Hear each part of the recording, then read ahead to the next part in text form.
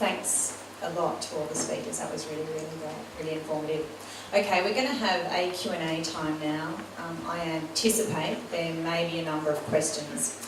I think the best way to do it is to raise your hand. I'll then give you a number. You have to remember your number, and then we will do it in sequential order. Well, I've only got one. That's fine. My question is to Penny Sharp. It's basically, it just seems amazing to me that the Shadow Minister for Transport said not one word about WestConnex. Now, what I want to know is what is the position, your position, and the Labor Party's position on WestConnex, because it seems you're having two bob each way all the way down the track. So really, could you please explain to us what your position is on WestConnex and what you're going to take to the next election?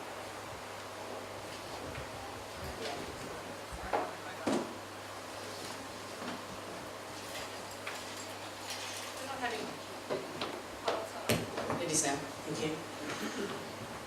I'm happy to talk about transport any time you like. I'm not the Shadow Minister for roads though, but I will say that my position on WestConnex is fairly clear, which is that the WestConnex is currently a bunch of projects under an umbrella that it's a rapidly changing number of projects. John alluded to this in his opening remarks, which is that we've got the Premier coming out almost every day with a new thought bubble about what it may or may not be. You've pretty much got the Roads Minister saying that he's going out to the private sector to see what their ideas are, because after 3.5 years they still can't tell you what all of that looks like. In relation to Labor's position, our position is that we don't have a simple view that you're all going to like tonight that says that we're not going to build any more roads. That is not our position. No, let me finish, thank you. That is not our position. We believe that there are a need for some roads to be built in this state, and particularly if you look at the way that we need to move goods and freight around this. I support more freight onto rail, but anyone who's looked at any of the work around freight knows that we need to deal with truck movements as well. WestConnex and MEM5 East currently doesn't do that. Well, our position is that we do not support the current proposals that will simply, as already well articulated tonight, will dump too much traffic onto already locally congested roads. But we will have to have them properly assessed. They will have to be due diligence, and there will have to be community consultation. We also support releasing the business case and the cost-benefit analysis of those projects. That's our position.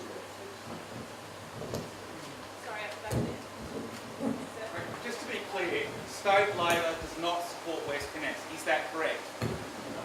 It depends what you say WestConnex is. I'm not going to stay... Well, it's not a yes or no question because there are 3 or 4 projects. Labor has supported M5 widening to Homebush and has said that we will do something about the M5 East.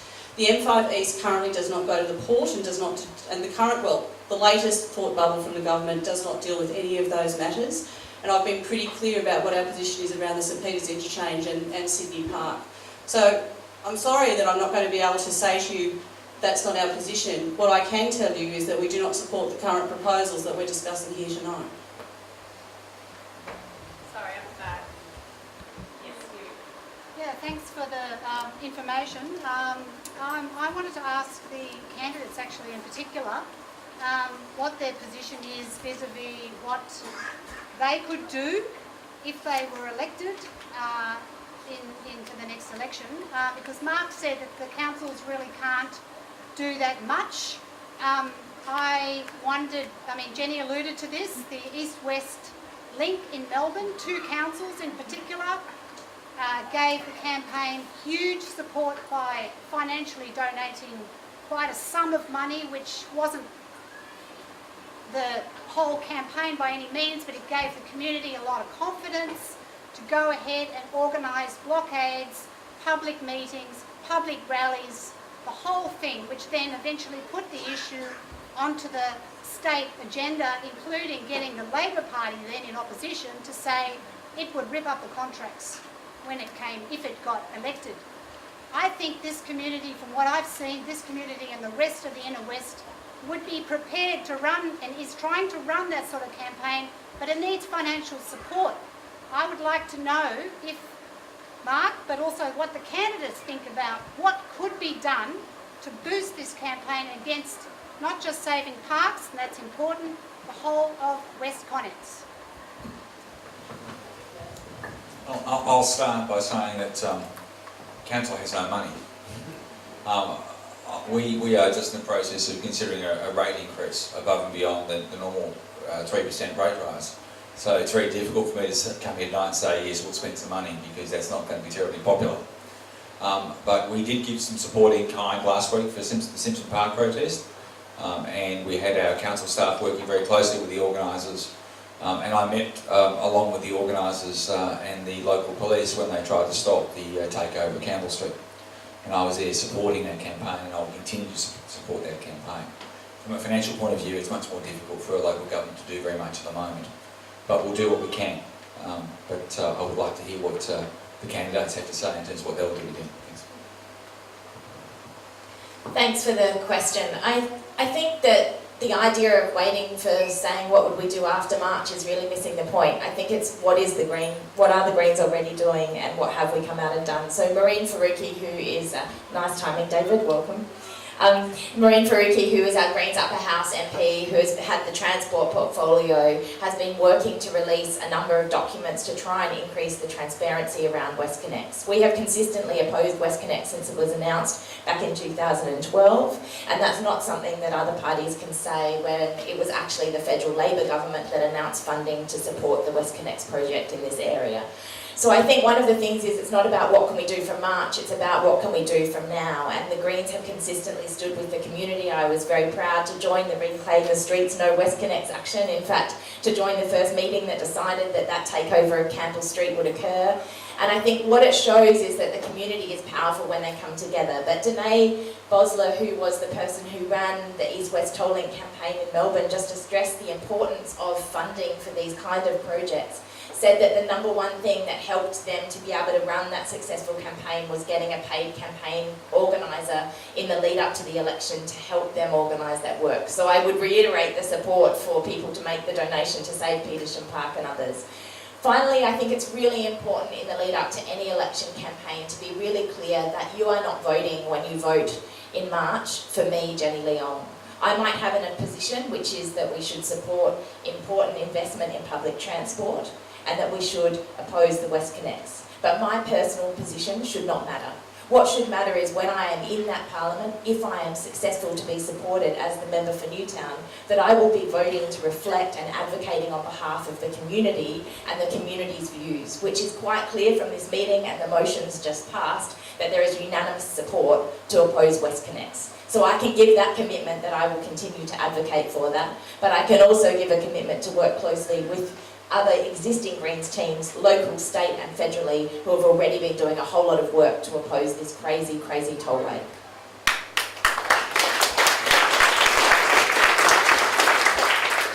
I agree with Jenny on a number of things. The first is that there has already been a lot of work to try and expose what's going on with WestConnex, and Labor has worked with the Greens in the upper house to expose a number of projects. One of the things that has happened, and I mentioned it earlier, is that this government has put a shroud of secrecy on every bit of infrastructure that they say that they're going to build. They've kept communities in the dark, and it's something that we need to continue to expose, and it's something that Labor is absolutely committed to. It's not an easy message for me to stand here tonight and say that Labor is just not going to oppose WestConnex. There are roads that need to be built, and there is housing that needs to be built in this city. But Labor is committed to getting the planning right for this city, and that's why I again refer you to the community charter. But I also refer you to some comments made by Luke Foley yesterday, which of course were not well covered given the events in Sydney this week, which talked about a Greater Sydney Commission with a Congress of Mayors, with mayors at the centre of it, and actually empowering mayors to look at our city holistically. There are 41 local government areas. Labor does not support forced amalgamations of councils either. We can work together to actually deliberately plan Sydney to work better. In terms of what I would do if I'm elected in March, I'll stand with this community to ensure that none of our green spaces are touched, that any roads that are built anywhere near us are actually cost effective, that actually meet the test. If they do not meet the test, they should not be built. And if they are not able to be publicly meet the test, well then what is the point of us building them in the first place? And the other thing that I'm committed to as the Shadow Minister for Transport, and hopefully one day the Minister for Transport, is more public transport in this city, planned at the beginning, not after we've just got narrow housing targets. Okay, sorry, oh yes. Thanks very much, and I'd like to thank Petersham for the opportunity to participate in the Q&A and also to pay respects to the traditional owners of the land on which we're gathered tonight.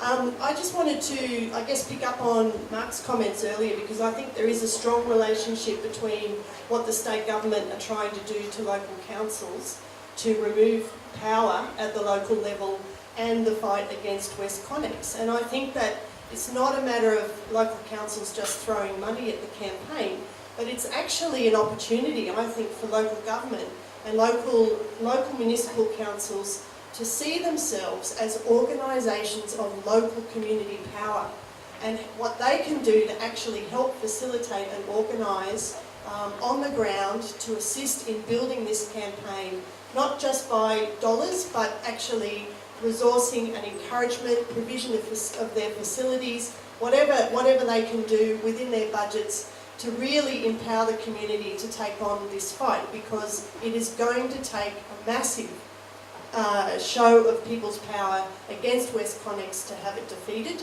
and that was certainly the case for the East-West link, because Labor had not given commitments to opposing that project, and it actually took the grassroots movement on the ground to convince them that there would be too high a political price to pay if they did not come to the party and give a firm commitment that they would tear up the contracts. And that is now what they are doing, and I think that is a tribute to the grassroots campaign that brought them to that state.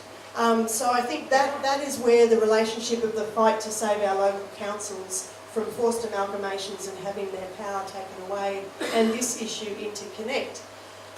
And it was actually socialist councillors on both Yarra and Moreland Council that, along with the Greens, that actually played a key role in the campaign against East-West Link. And so certainly I see myself as a candidate for the seat of Summit Hill as wanting to continue that tradition and certainly work with the community and be part of this campaign. I'm a local. I live on Victoria Street in Dulwich Hill. West Connex is as much an issue for me as it is for all of you, but even if I didn't live in the community, I'd certainly be on the front line along with you.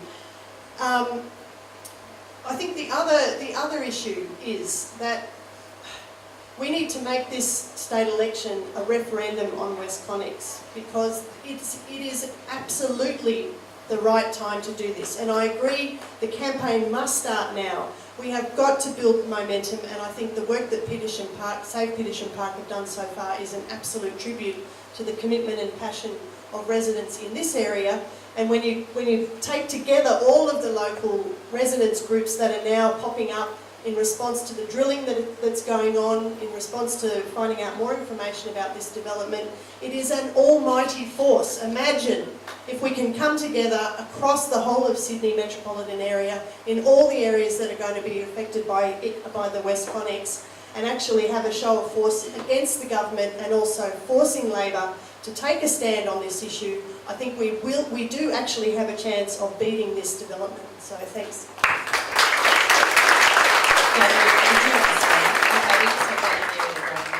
Candidate.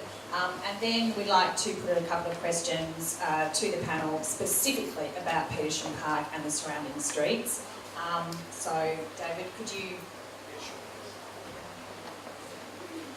And my apologies for being late. I've just come from Tempe High School, where somebody with a sense of humour asked me to present the Caltex Award for School Achievement, which I thought was ironic, given I'm the only Greens councillor in South Ward that I was asked to present the Caltex Award. Look, I've been campaigning against West Connex since before I was elected to council. I was elected to council 2 years ago now. And back then, 2.5 years ago, when I put out my first press release talking about what was happening down south towards Walleye Creek, I was accused of being a scaremonger. And then I talked about what was happening in Tempe. Again, I was accused of being a scaremonger. And then I said, well, what about St Peters? And now know, those of you who are at the massive public demonstration in St Peters on Saturday, as I was, know that it's no longer just me who's a scaremonger. The community can see what is coming.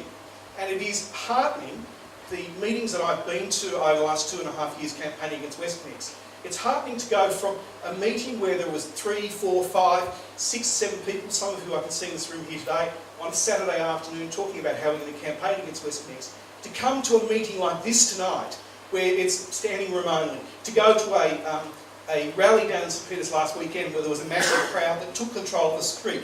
I might say the community almost took the mayor at his word, because he promised last time this came to council to stand in front of the bulldozers and to be arrested. Well, I might say, but for some very skillful negotiations with the Inspector of Police on Saturday, our mayor may well have ended up being arrested, although we did have some discussions about whether 2 lawyers that was appropriate. It's going to take that sort of massive community campaign, a campaign of civil disobedience. It's going to take petitions, it's going to take campaigning with politicians, it's going to take converting the existing rump of WestConnex lovers on Marrickville Council, and I won't name them here, but there are 2 councillors in particular who still think WestConnex is a good idea. You should write to each of your local councillors and get them to tell you what their position is on WestConnex. You should speak to each of these candidates that are here tonight. You should speak to various political people around town, the mayors. And remember, this is not just Petersham Park's problem. This is Tempe, St Peters, Wide Creek, Camperdown, and it goes on across to Ashfield, and it goes down further to Concord, Strathfield. All of these communities across the inner west are now joining in a campaign to fight against WestConnex. So tonight, if you do one thing and one thing only, it's tonight you join that campaign and you get involved and come along. And so when we look back in 6 to 12 months when we win this campaign, and we will win this campaign because communities have won these campaigns in the past, you'll say, I was there, I took part, and I made a difference for my community. So please get involved with the campaign, and most definitely vote no WestConnex in this election. Whoever you vote for, it has to be the issue. Thank you.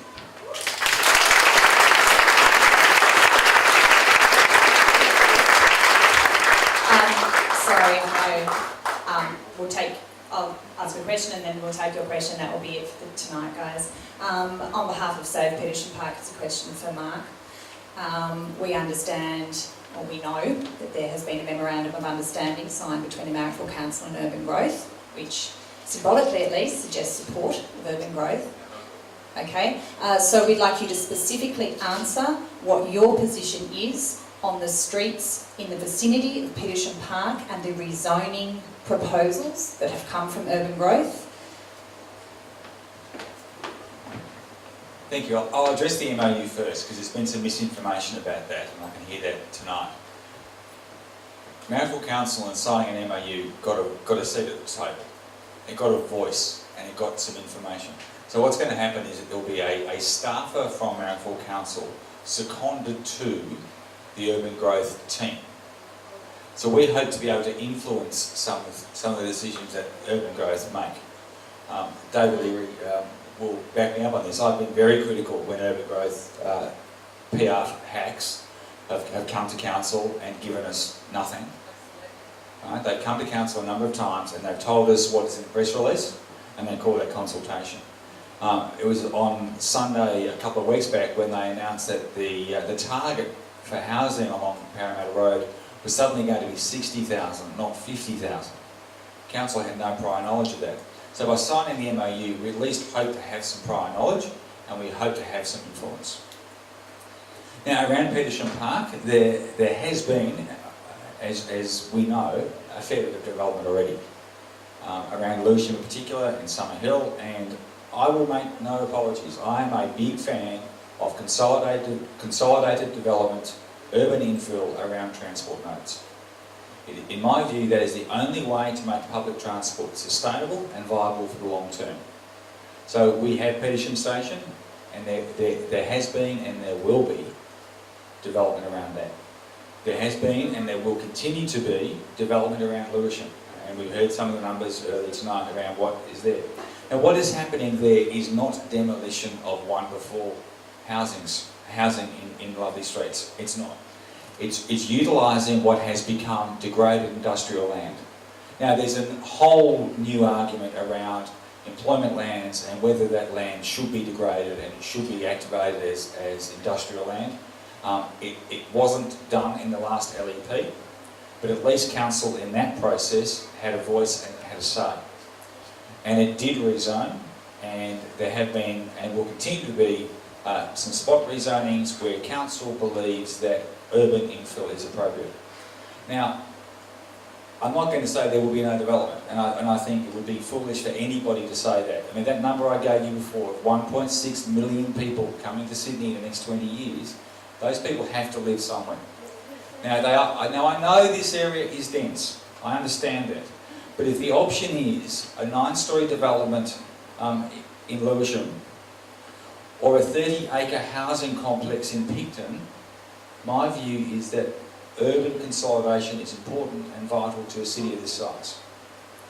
So I'm not going to say all the right things and say I'm utterly opposed to development around Petersham Park. It's going to happen.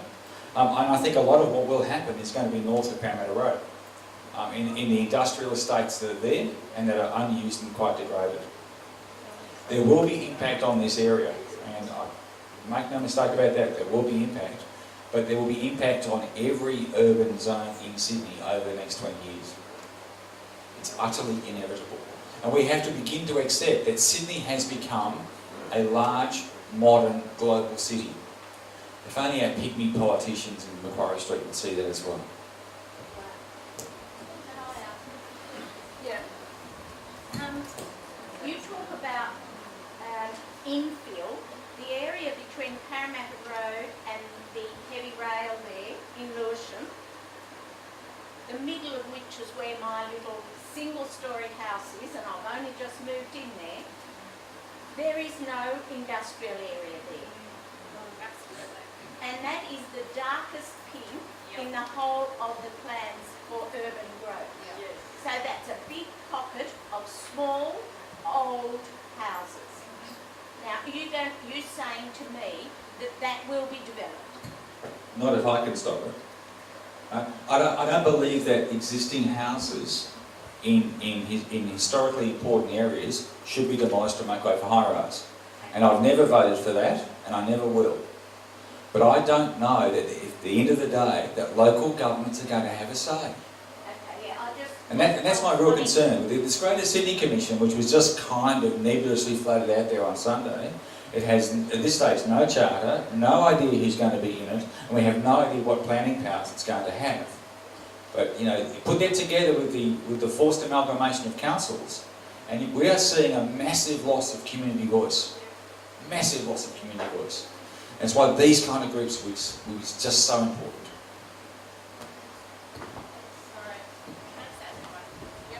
I was just going to say, I think that that's a perfect example of why we need to see these communities activated and not wait for councils or people in Macquarie Street to solve the problem. Like the fact that we have kind of gone down the rabbit hole where Kathleen is pointing out bits of shaded pink as a way of us knowing whether or not there are significant bits of infrastructure being developed in our communities is a pretty disturbing reality about the state of democracy in New South Wales, whether it be at a council level, which we've seen successive governments have committed to council amalgamations, councils doing what they can to try and engage and get a seat at the table, being shut out of their community consultation.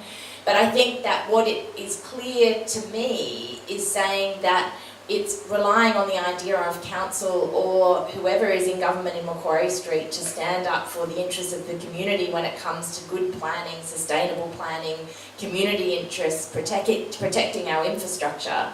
That's where this community needs to start getting reactivated and engaging, to say we're not going to wait for someone over there at Urban Growth or someone in some new authority that they come up or some commission to make that decision for us. We as a community will decide how that works. And we're going to stand up and be able to fight that.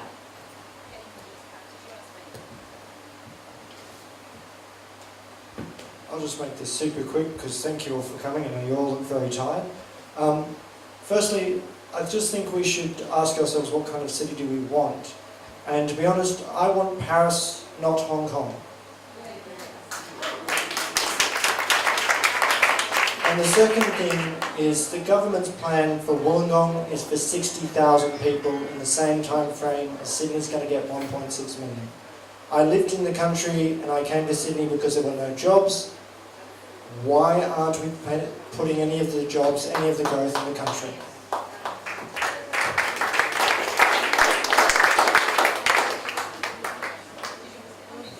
I just want to talk a bit about community consultation in relation to urban growth proposals, because I spoke to them today about this, and about their proposals, what they consider to be community consultation. And really, I think at this stage, I would consider their approach to be passive. In other words, you have to go to them. They say, oh, you can look at the website, you can go to the local council, it's there, and people don't do that. I mean, what I would like to see is urban growth to come out and confront the community and hear what the community has to say. And I actually said that, and she said, oh, well, we're just in the concept stage at this moment. And then when we get more detail about what we're actually doing, then we'll do the community consultation as you propose. Well, community consultation often is too late. I've already spoken about their idea about WestConnect's community consultations, about the environmental impact statement, which is really a statutory process that they have to go through right at the end. And I really urge everyone in this room to write their submissions now, to inform yourself, read the document, go to the council, they have the information up there, and write those submissions now. Don't wait until later. And the other thing I'd just quickly like to say, Francesca, is about referring to Mark's comment about the MOU and having a seat at the table. Engagement with the state government is a dangerous course in my mind, because when I was speaking to Urban Growth today, they said, yes, the councils have had input into the concept plan. I don't know how much input they've had. I don't think they've had, the time frame, they were probably presented with the concept plan and said, comment on it. That information hasn't been made public, but it's put back to you. They've consulted the councils have had input. They said, oh, well, we've spoken to the people, we consulted the people in Petersham Park. So it's a really, all these sort of minor pieces of engagement can be used against real engagement, because they could just quote it back to you, So please be active and involved, as everyone has said here. Thank you. And we've also heard tonight that Marrickville Council has a seat at the table, so let's get on to them too, okay? We want them to carry our message to that table.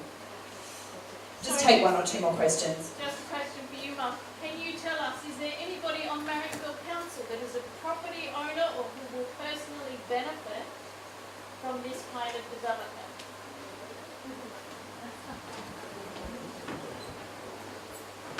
I think most of us are property owners in the sense that we own houses or shops, but I don't believe that there's anybody who has a directly vested interest in the outcome. I really don't. There are certainly some very pro-development councillors. I am accused from time to time of being one of those. No, I don't believe there's any vested interest. Whilst I have the mic, Francesca, sorry, I just want to give a bit of a plug. I know we're saving Petersham Park. At the moment, there are some nasty little green arrows where Camperdown Oval is. We know at this stage on the current plan, Petersham Park looks safe. Camperdown 3 appears to be under direct threat. The tunnel that will end in Haberfield and the tunnel that will end in St Peters is going to be connected by a tunnel one day, they say, and it's likely that the entrance off Parramatta Road onto that tunnel will be around Camperdown. The logical place for that is Camperdown Park. So if we win this, say, Petersham Park battle, we've got to focus on Camperdown. And if they build stage 1 and they build stage 2 and they don't build the connecting tunnel between St Peters and Haberfield, well, kiss goodbye to King Street. King Street will become what Parramatta Road is now. The only way that the traffic flows will work is if King Street becomes a 24-hour clearway. And the RMS will not say it won't be. The RMS will not release the traffic modelling. So 3 lanes of traffic coming out of tunnels at St Peters has to go somewhere, and it will head north and it will head northwest. So it will come through this area, it will come up Flood Street, it will come up Crystal Street, and it will go up Parramatta, it will go up King Street. And then in the evening peak, it's going to go the other way. And what's worse, this government's saying that the new M5 tunnel is the preferred truck route. The preferred truck route. Because it's going to be shallower at the western end. At the moment, the big problem with the M5 is the hill at the end of the tunnel. The trucks struggle with it. So we're going to make this new M5 shallower, and it's going to be at the key truck route. So it's going to take the trucks off the M5 East and put them on the new M5 and coming through our community. And in terms of whether I have a vested interest in the property development, the proposed tunnel, I think from Haberfield to St Peters will actually go under my house. Sorry, last question, I think. Thanks. I suppose I was just wanting to say that I think the thrust of the common goals here is to increase the opposition, to increase the communication from the community to the people who might have some say, and the need to kind of expand our movement or our needs to include as many people as possible.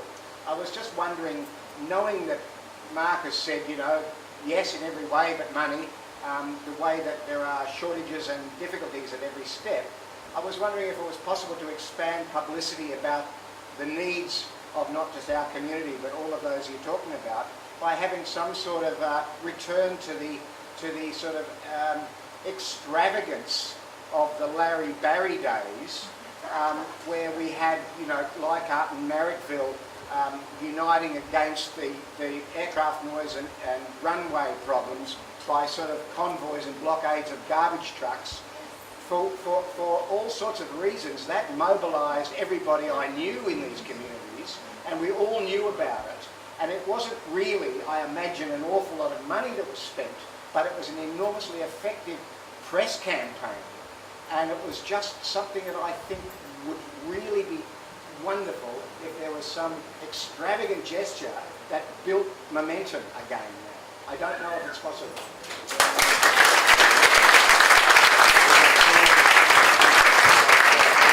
I'll take that on board and take it back to council. I think one of the problems we have at the moment is that the Daily Telegraph are the biggest proponents of this plan. Is there change.org position, like that mobilise? I was just going to say, on the Daily Telegraph comment, the Herald Sun was completely opposed to the East-West toll link, and they managed to win it anyway. Could I just ask, please, does anybody know how many other local community groups there are from here west to Parramatta, and has anybody contacted all of them, or how do we make it a cohesive group so that we have large numbers?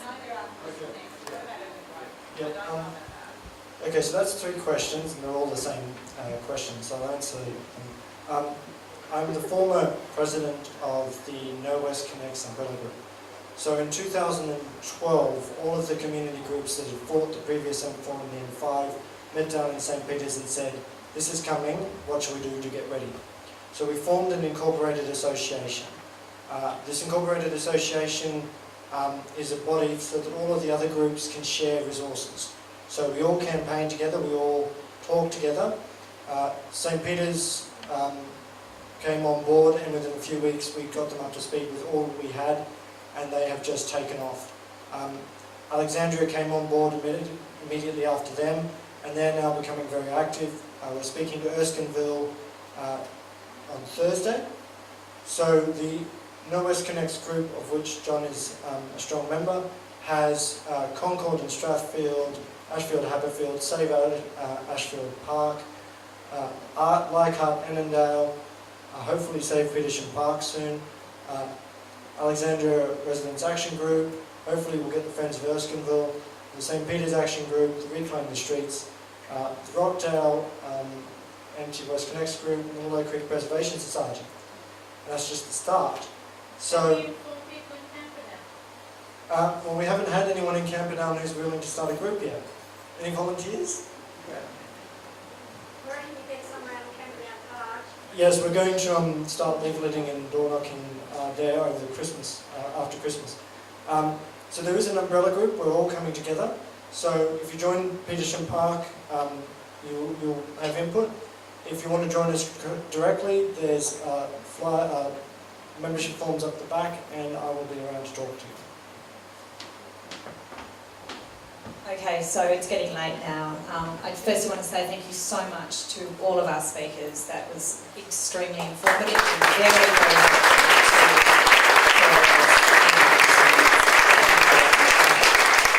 there is a petition at the back. I will be putting an online petition onto our Facebook page and our webpage. At the moment, we are just operating on a small scale of Petersham Park, but obviously we are open to joining any group along the corridor and for No West Connects as well. I think that's about it. We will be having a peaceful rally in Petersham Park after consulting with the council. We'll sort that out, but we hope to do that in February. Before February 12th. February 12th is the last day you can make submissions about your objections to urban growth. It has to happen before February 12th. Very interestingly, they release it at the end of November. Christmas comes conveniently. Everyone's away in January when they're meant to be doing more community consultation, and then they ask for submissions. So you have to do that now. I really, really urge you to. I must say that urban growth were invited here tonight and chose not to come. Okay, I think that's important. Apart from that, thank you from Save Petersham Park. It's so heartening to see that there are other very passionate and very committed people out there who love this area so deeply like we do.